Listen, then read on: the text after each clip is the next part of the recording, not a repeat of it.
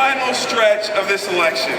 The end is near and the campaigns are giving their closing arguments. And the contrast couldn't be clearer.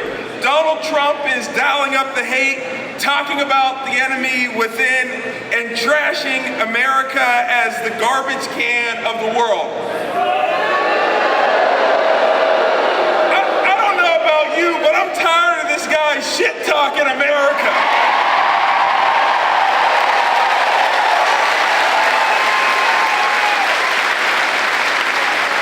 Meanwhile, Vice President Harris is talking about what she will do, like creating an opportunity economy that will help Americans not just get by, but to get ahead.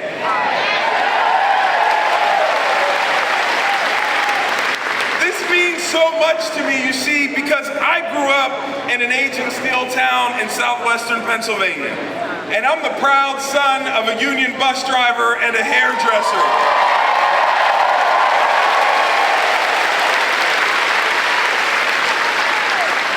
First-generation college graduate.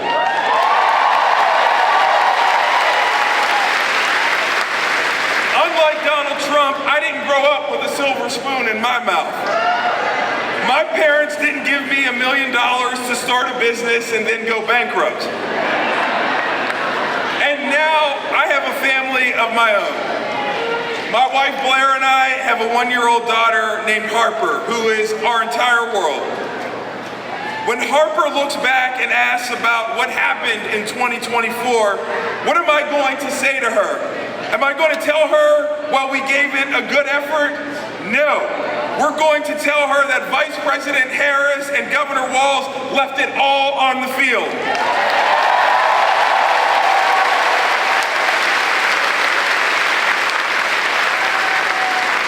I'm going to tell her that this campaign went everywhere, not just Philadelphia and Pittsburgh, but Johnstown and Erie and right here in Harrisburg.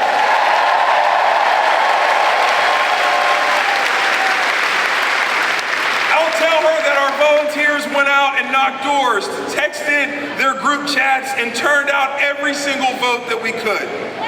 Because we're not going back.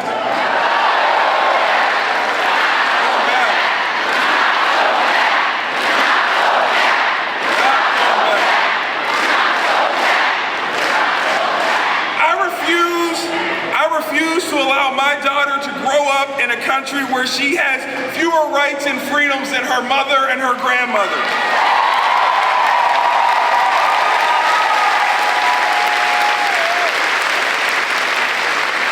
I refuse to allow my daughter to grow up in a country where she has to live in constant fear of school shootings.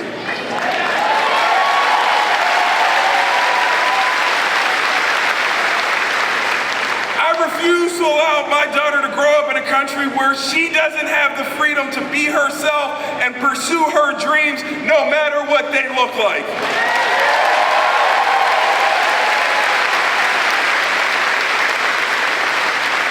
I will tell you this, Donald Trump doesn't care one bit about my family, and he doesn't care about yours either. He talks a lot about real Americans, but he doesn't have a clue what real working people look like. Look at his little stunt at McDonald's.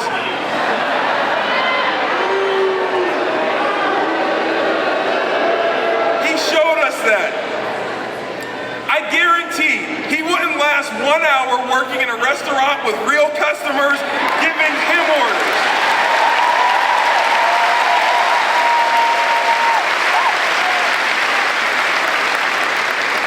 Understand that what we do as elected officials is serve people, all of the people, including the people who didn't vote for us and who don't agree with us.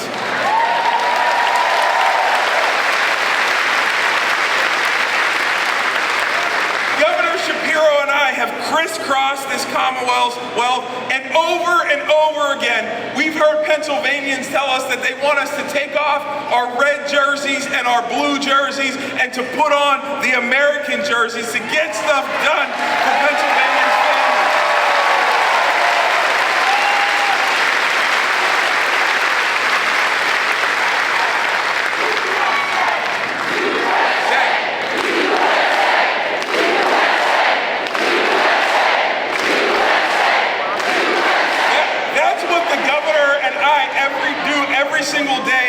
And that's what Vice President Harris will do when she's sitting in the Oval Office. She will be a president for all Americans, no matter what you look like, where you come from, who you love, or how you worship. Whether you voted for her or not, she will serve you.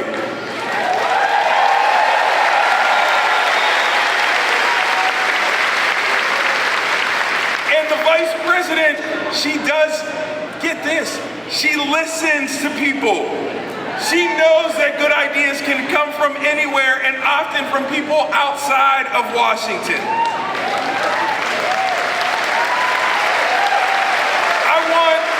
I want a president who has a to-do list, not an enemies list, and is going to get stuff done.